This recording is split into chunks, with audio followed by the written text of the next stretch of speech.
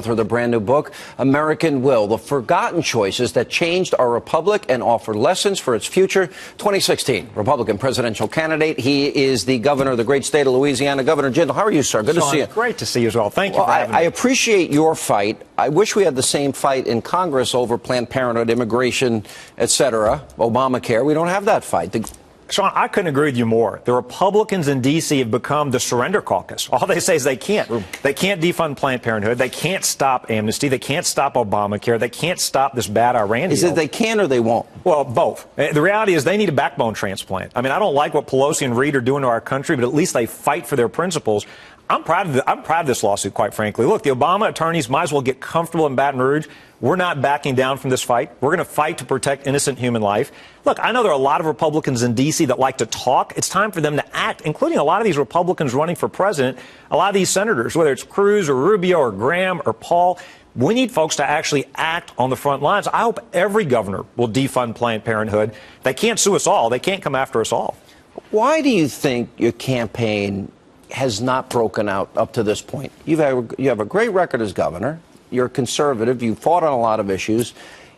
Is it too much noise in the room? It's the year of the insurgent. People don't want any politician. Sean, we focused our time in Iowa. We're actually in the top 5 in the polls there. We're building momentum. We've been to 53 counties. We're doing town halls.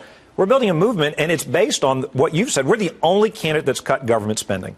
Everybody else talks about it. We've actually cut our budget 26%. Most pro-life states 6 years in a row. Highest legislative award from NRA. So we're pro-Second Amendment. We fought for religious liberty. Top 10 state for job creation. So we've got a proven conservative record, but we're winning in the early state. Look, I know a lot of folks are ignoring Iowa and New Hampshire. I think that's a mistake. For 50 years, our nominee has always won one of those 2 states. We're going to win in Iowa in the first week of February. Who's ignoring those states? Well, I think that there's a lot of establishment folks, a lot of donors that want to move away. You've heard the chairman of the RNC even suggest maybe Iowa shouldn't be first. We don't have, I think it's a mistake just to look at national polls. Let the voters, not the donors, decide. I think a lot of the establishment wants to clear the field for Jeb, and I think that's a mistake. Do you really believe that's the case? I mean, he's at 4% in the polls. Well, look, I think the voters get to decide. Democracy is messy. You know, they didn't like it when Donald Trump ran. They didn't like it when, and I think it's better to let the voters decide. They're so frustrated. I said this when Boehner stepped aside. I said, look, if McConnell's not willing to fight for us, he needs to follow Boehner's lead. I think voters out there are angrier at Republicans than Democrats. At least the Democrats are honest. They call themselves socialists, so your choice are honest socialists on the left, lying conservatives on the right. Voters are pretty frustrated. I think we're doing well in Iowa because we've proven that we will fight for conservative values. Give a little bit of a history lesson here about some ups and downs and challenges we've faced.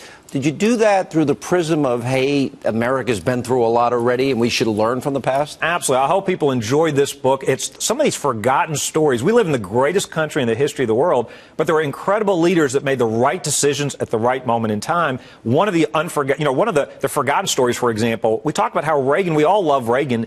He took on President Nixon and his own party over welfare expansion. Nixon, a Republican. Also took on a sitting Republican president, nearly won. That's exactly right. Took on Ford as well. But look, Nixon was the one that was trying to federalize welfare. Does this sound familiar? Was trying to say that we need to have more able-bodied Americans dependent on government. You had Reagan fighting against the tide, and he successfully won that fight. Sounds familiar, right? Absolutely. Absolutely. All right, Governor. Good to see you. Good luck. It's called American Will in bookstores now. Good to see you, Governor. Thank you, Sean.